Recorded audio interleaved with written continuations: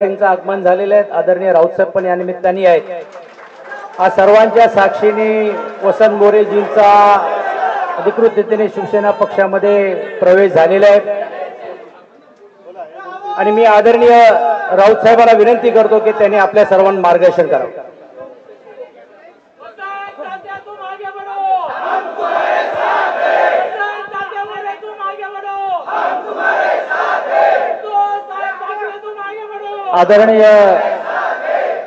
आदरणीय शिवसेनेचे पक्षप्रमुख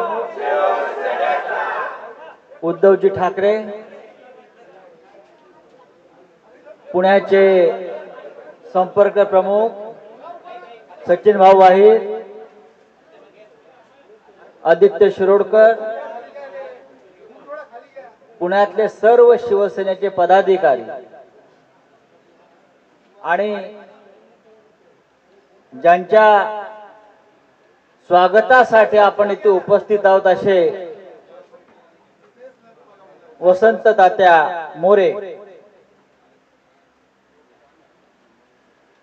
खूप दिवसांनी भरपूर पाऊस सुद्धा झाला आणि वसंतही फुललाय।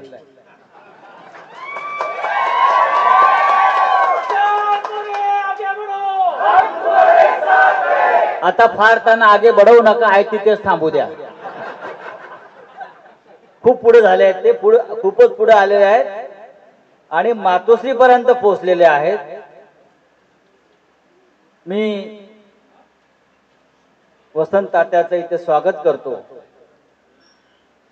गेल्या अनेक दिवसापासून तात्या लोकसभा लढले, तात्या पुढे काय करणार, पण तात्याचं शेवटचं डेस्टिनेशन हे मातोश्रीच असणार याची मला खात्री होती। कारण तात्याची सुरुवात शिवसेनेतून झालेली आहे। तात्या हे अधेमध्ये कुठेही इकडे तिकडे गेले असले तरी तात्या हे मूळचा शिवसैनिक आहे आणि तो शिवसैनिक म्हणून शेवटी या मातोश्रीच्या मंदिरामध्ये दाखल झालेला आहे। माननीय उद्धवजींनी त्यांना आशीर्वाद दिलेले आहेत। शिवसेना परिवारात ते सामील झालेले आहेत। तात्या शिवसेनेमध्ये आल्यामुळं नक्कीच पुणे, खडकवासला आसपासच्या सगळ्या परिसरामध्ये शिवसेनेची ताकद वाढणार आहे। माननीय उद्धवजींना एक चांगला मजबूत असा कार्यकर्ता शिवसैनिक मिळालेला आहे आणि आपण सगळ्यांनी मिळून पुण्यातली शिवसेना ही अधिक पुढे नेऊया। तात्यांबरोबर त्यांचे असंख्य कार्यकर्ते आलेले आहेत, अनेक पदाधिकारी आलेले आहेत आणि त्या सगळ्यांना शिवसेनेच्या परिवारामध्ये सामील करून घेताना आम्हाला आनंद होतो आहे। आपण सगळे स्वगृही परतलेला आहात असं मी मानतो। मी तात्याला विनंती करतो की आपण आपलं मनोगत व्यक्त करावं। प्रथम मी आदरणीय बाळासाहेब ठाकरेंना मी वंदन करतो। आयुष्यामध्ये 1992 साली पहिल्यांदा कात्रज परिसरामध्ये शिवसेनेचा शाखा प्रमुख झालो। साहेब, मला 16व्या वर्षी मी कात्रजमध्ये शिवसेना शाखा स्थापन झाली, परंतु 18 वर्षाचं होत नव्हतं म्हणून शाखा प्रमुख होता येत नव्हतं आणि 1992 ला मी 12वी पास झालो, पहिला शाखा प्रमुख झालो। तेव्हापासून वयाच्या 31व्या वर्षापर्यंत मी उपविभाग प्रमुखापर्यंत कॅन्टोन्मेंट मतदारसंघामध्ये होतो आणि मी नंतर मनसेत प्रवेश केला। परंतु साहेब, आज मी पुन्हा एकदा, मला अनेक लोक म्हणतात की तात्याचा शिवसेनेमध्ये प्रवेश आहे, पण साहेब माझा प्रवेश नाही, मी परत एकदा शिवसेनेमध्ये आलोय आणि आता या ठिकाणी जसं आता राऊत साहेबांनी सांगितलं, राऊत साहेबांच्या मार्गदर्शनानं, आहिर साहेबांच्या मार्गदर्शनानं, तुमच्या आशीर्वादानुसार पुणे शहरामध्ये साहेब भविष्यामध्ये माझ्यासोबत आता दोन्ही शाखा शहराध्यक्ष आहेत, संपूर्ण नगरसेवक। गेली 15 वर्ष सातत्याने मी महानगरपालिकेमध्ये असल्यामुळं शहराचा विरोधी पक्षनेता होतो। प्रशासनासोबत माझं अतिशय चांगलं काम आहे आणि भविष्यामध्ये या 10 नगरसेवकांचे साहेब भविष्यात आपल्याला मिनिमम आतापर्यंत जेवढे नगरसेवक नव्हते 25 पेक्षा जास्त नगरसेवक या पुणे महानगरपालिकेमध्ये आम्ही सर्वजण मिळून शहरामध्ये एक ताकद उभी करू एवढं आज सांगतो। आणि आपण मला या ठिकाणी पुन्हा एकदा शिवसेनेमध्ये बोलवलं. माझे जवळजवळ 17 शाखा अध्यक्ष, 5 उपविभागाध्यक्ष, 1 शहराध्यक्ष, 2 सचिव, महिला आघाडीच्या 5 शाखा अध्यक्ष यांच्या सर्वांसह मी आज या ठिकाणी जे पदावरती होते, 12 मार्चला ज्या दिवशी मी महाराष्ट्र नवनिर्माण सेनेचा राजीनामा दिला त्याच दिवशी या सर्व लोकांनी माझ्यासोबत पक्षाचा राजीनामा दिला आणि आज आम्ही सर्वजण परत एकदा स्वगृही परतलोय आणि आपण मला या ठिकाणी माझ्या सर्व कार्यकर्त्यांसह सामावून घेतलं त्याबद्दल मी मनापासून आपल्या सर्वांना धन्यवाद. जय हिंद, जय महाराष्ट्र. मी साहेबांना विनंती करतो की त्यांनी मला